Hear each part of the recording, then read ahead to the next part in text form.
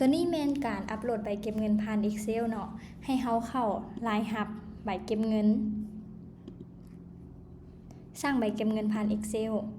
ดาวน์โหลดเอกสารตัวอย่างในเมื่อเฮาดาวน์โหลดเอกสารตัวอย่างมาแล้วเนาะมันจะเป็นหน้าตาแบบนี้ห้องที่1 Category เนาะก็คือให้เฮาเอาประเภทตัวที่เฮาเพิ่มอยู่ใบเก็บเงินตัวนี้เนาะประเภทตัวนี้แม่นเขียนชื่อให้คือกันเลยเจ้ารายได้ขายสินค้ายกตัวอย่างเขาจะใส่ตัวนี้บ่ต้องใส่เลขบัญชีจ้ะมีแต่เขียนเฮาตัวนี้ซื้อลูกค้าก็ให้ซื้อถือกับตัวนี้เลยตัวที่เฮาเพิ่มอยู่ในระบบยกตัวอย่างเท่ากอเนาะตัวนี้ซื้อมันก็สิตรงกันตัวนี้สเตตัสก็คือเฮาจะสร้างอินไวซ์เนาะเฮาก็ใส่สเตตัสเป็นอินไวซ์ตัวนี้แม่นใบเสนอราคาเฮาจะใส่เลขที่เท่าใดใบอินไวซ์เฮาจะใส่เลขที่เท่าใดตัวนี้ใบเสนอราคาเลขที่ตัวนี้ใบอินไวซ์เลขที่เฮาก็สามารถใส่ได้ใบสั่งเลขที่แม่นห้องตัวนี้บ่มีก็บ่ใส่ก็ได้จ้ะตัวนี้วันที่ใบบินตัวนี้แมนวันที่ครบกำหนดเฮาบ่ใส่ก็ได้หรือว่าจะใส่ก็ได้ไทโทแมนตัวนี้หัวข้อต่อไปแมนสกุลเงินเนาะสกุลเงินกีบคันกีบแมนเฮาจะใส่เรท1คันเป็นดอลลาร์เฮาก็ใส่เรทดอลลาร์ยกตัวอย่าง22,000หรือว่าบาทก็ THB ตัวนี้แมน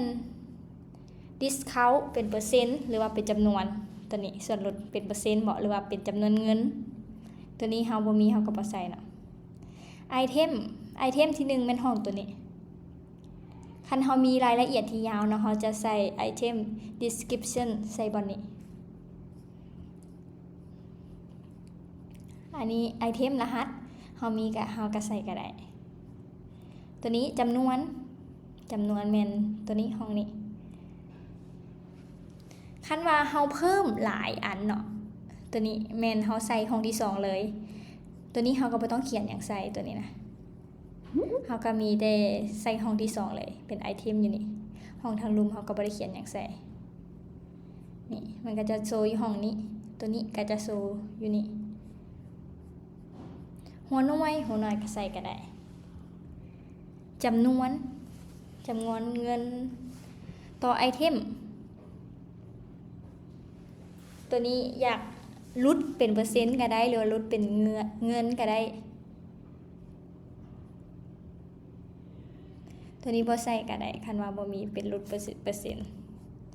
ตัวนี้กดแวตนัมบออันนี้สร้างใบเก็บเงินเอาก่อนมูลค่าเพิ่มหรือว่าคันบ่สร้างก็ใส่โนตัวนี้แม่นใบรับเงินก็คือเฮาจะสร้างใบรับเงินเลยบ่คันบ่สร้างเฮาก็ลบออกเลยห้องนี้คันเฮาสร้างเฮาก็สิรับเงินมื้อใดรับเงินเป็นวันที่14ก็ได้หรือว่าธนาคารก็ต้องมีชื่อเดียวกับตัวนี้กับบัญชีเงินของเฮาส่วนจำนวนเงินเนาะก็คือจำนวนเงินที่เฮารับมาอันนี้รายละเอียดอันนี้